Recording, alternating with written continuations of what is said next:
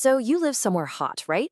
And you're trying to figure out if you should go with lithium or lead acid batteries. Let's get one thing straight right off the bat. Heat isn't just some small detail to consider. Nope. It is probably the single biggest factor that decides whether your system thrives for years or completely fails in just a few months. So let's really get into why that is. If you're standing at that exact crossroads trying to make that choice, you're in the right place. Because today, we're going to break down exactly how heat wages war on both of these battery types. And we'll see which one actually has what it takes to survive in the real world under scorching temperatures.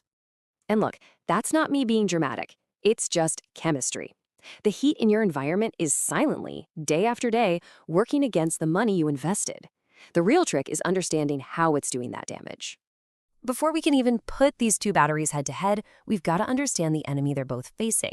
So let's take a quick look at the science of why heat is just so brutal for any battery. You know, at the end of the day, it's actually this simple. A battery, any battery, works by using controlled chemical reactions to store and release energy. But when you introduce heat into that equation, you're basically slamming your foot on the accelerator of those reactions. And that doesn't mean you get more power, unfortunately. It means you get more wear and tear, more corrosion, and a much, much shorter life.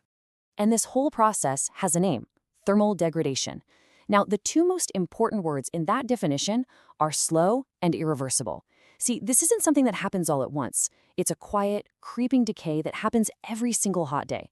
And once that capacity is gone, once that damage is done, there's no getting it back.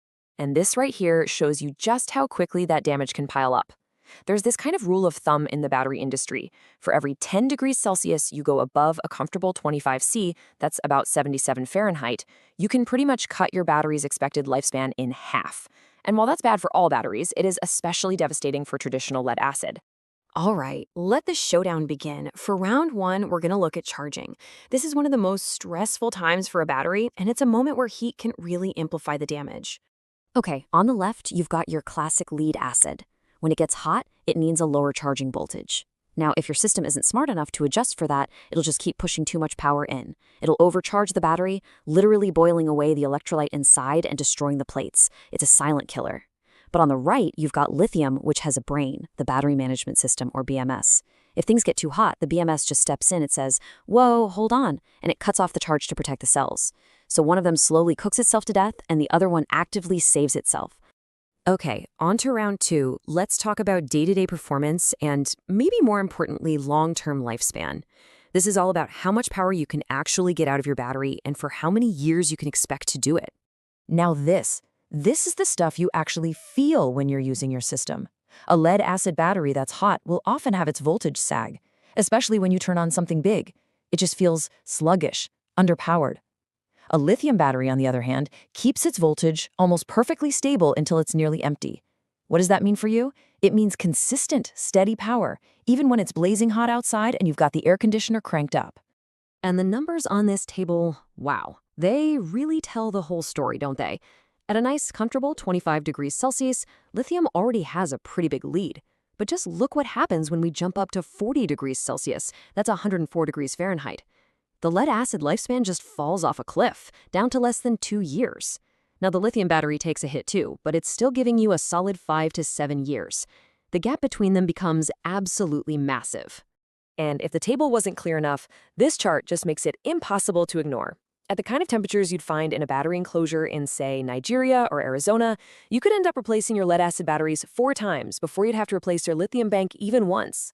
And that completely changes the conversation about which one is actually cheaper in the long run. Okay, for our final round. And this is a really important one. We have to talk about safety. Because how a battery works is one thing, but how it fails, well, you could argue that's even more critical, especially when heat is pushing everything to its absolute limit. With lead-acid batteries, the risks in hot weather are very physical, and they're very immediate. When they overcharge in the heat, they produce hydrogen gas.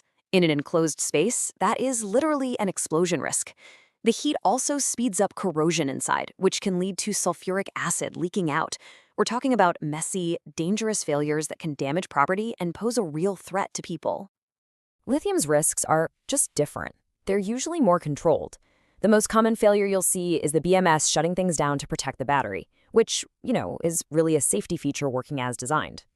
The big scary one is thermal runaway, where the battery gets into an uncontrollable overheating cycle. Now, it's extremely rare with the specific LiFePO4 chemistry, but it does show why a well-designed system is so important. But the main point is this. Lead-acid failures are messy and external. Lithium failures tend to be controlled and happen inside the system. So, let's tie this all together. What's the final verdict? When you're talking about a hot climate where a battery room can easily get over 40 degrees Celsius and might not have great ventilation, the choice really starts to become crystal clear. If you only take away one thing from all of this, let it be this right here. Every single hour, your batteries spend baking in the heat. They are taking on permanent, irreversible damage. You can't just cool them down later and hope they'll be okay. The damage is done. It is a one-way street to failure.